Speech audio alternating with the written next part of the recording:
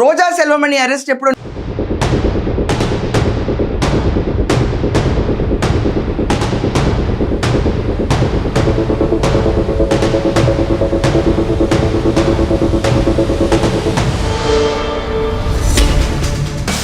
నమస్కారం అండి, this is #you. రోజా సెల్వమణి ఇప్పుడు అందరికీ జరుగుతున్న వార్త, రోజా సెల్వమణి అరెస్ట్ అని. కానీ అరెస్ట్ ఎప్పుడవుతున్న డీటెయిల్స్ కూడా మన దగ్గర ఉన్నాయి. దాని గురించే ప్రధాన అంశమైన షో. కానీ వెళ్ళే ముందు ఖచ్చితంగా ఒక రకంగా రోజా ఏ విషయంలో అరెస్ట్ అవుతుందని ఎవరేసుకోవాలి. 3000 పేజీల నివేదిక విజిలెన్స్ డిపార్ట్మెంట్ రోజా సెల్వమణి చేసిన ఆడుదాం ఆంధ్ర కుట్రలో 40 కోట్లకు పైగా కుంభకోణం చేసి, అంటే మేడం గారు స్పోర్ట్స్ మినిస్టర్ కదండి, స్పోర్ట్స్ మినిస్టర్, టూరిజం మినిస్టర్ కూడా. అంటే రిషికొండ భవంతుల గురించి వెళితే ఇంకో కేసు పడద్ది మేడం పైన.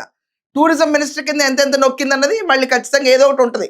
ఎందుకంటే ఆ రిషికొండ ప్యాలెస్ ఎస్టిమేట్ ఒకటి, అక్కడ లోకల్ పెచ్చులూడి పడేది ఇంకొకటి.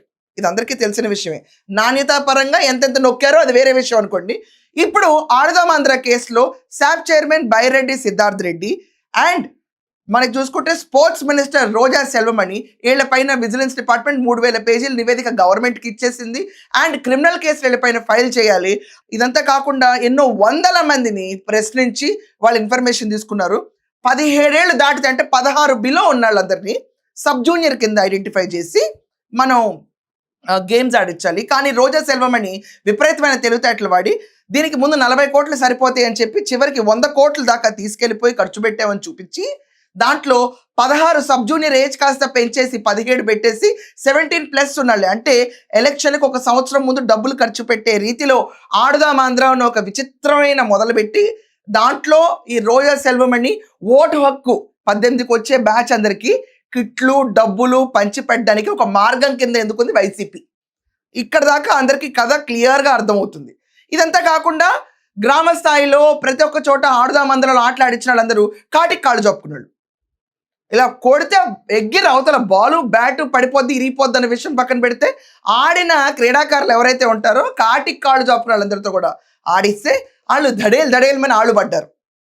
అండ్ రోజా గురించి ఇంకా చెప్పాల్సిన అవసరం లేదు. టెన్నిస్ని ఆడింది, బ్యాడ్మింటన్ ఆడింది, క్రికెట్లు ఆడింది, అన్నీ అట్టర్ ఫ్లాప్ గేమ్లు. ఎందుకంటే అక్కడ పట్టుకున్న చెయ్యి జగన్మోహన్ రెడ్డిది. ఎయిటర్ మళ్ళీ ఒకసారి ఆ దృశ్యం ఏంటి ఇక్కడ.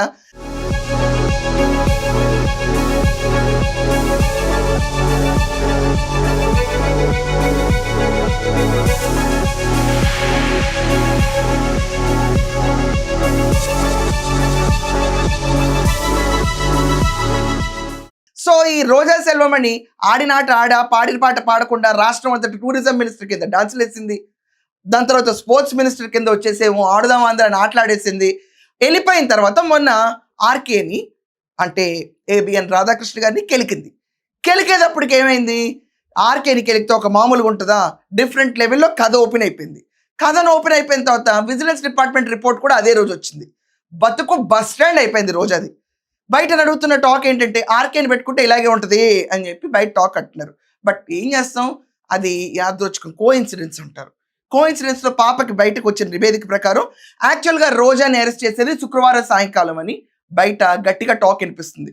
శనివారం మళ్ళీ అవ్వదు, బెయిల్కి వెళ్దామన్నా, ఆదివారం అవ్వదు, మళ్ళీ సోమవారం చూసుకోవచ్చు. ముందు 2 రోజులు పాప జైల్లో ఉండాల్సిన సిచ్యువేషన్కి అయితే వస్తుంది. రేపు సాయంకాలం రోజా అరెస్ట్ అని చెప్పి బయట గట్టి టాక్ నడుస్తుంది.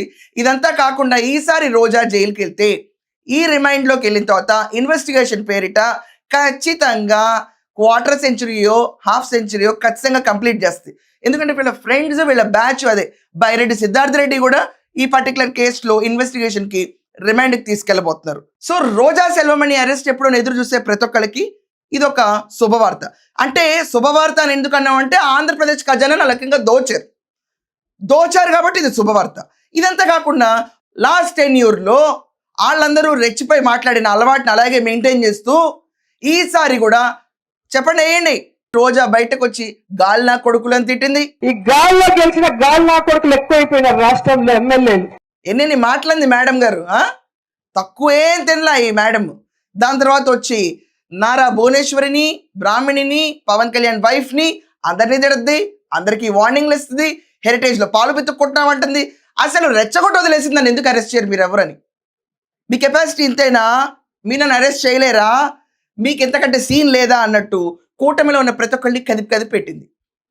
ఇప్పటిదాకా 2 ఏళ్ల పాటు రోజా అరెస్ట్ అవ్వలేదేంటి, కొడాలి నాని అరెస్ట్ అవ్వలేదేంటి అని ఎదురు చూస్తున్న వాళ్ళందరికీ ఈ రోజు రోజా అరెస్ట్ ఒక శుభవార్త కింద ఫీల్ అయ్యి ఆమె బూతులు భరించలేక వినలేక ఇదెక్కడి జీవితం మాకు, ఈ దరిద్రం వింటున్నాం అన్న ఫీలింగ్ ఉన్న వాళ్ళకి కూడా ఆడదాం ఆంధ్ర గురించి ఇంట్రెస్ట్ పెరిగి ఈ కేసు తొందరగా మూవ్ అప్ అవ్వాలనుకుని జనాలు లైక్ యాంటిసిపేటెడ్ 1000 కళ్ళతో ఎదురు చూస్తారు.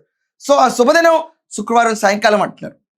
సో మీరందరూ కూడా ఈ శుక్రవారం సాయంకాలంకి యాంగ్షియస్గా ఎదురు చూస్తున్నారా, లేకపోతే పోతే పోనీ ఈ క్యాండిడేట్ ఎలాగో నెక్స్ట్ టైం గెలవదు, పొలిటికల్ ఫ్యూచర్ ఉండదని వదిలేస్తున్నారా? మీ ఒపీనియన్స్ కమెంట్స్లో గట్టిగా రాయండి. That's all for now. Thank you.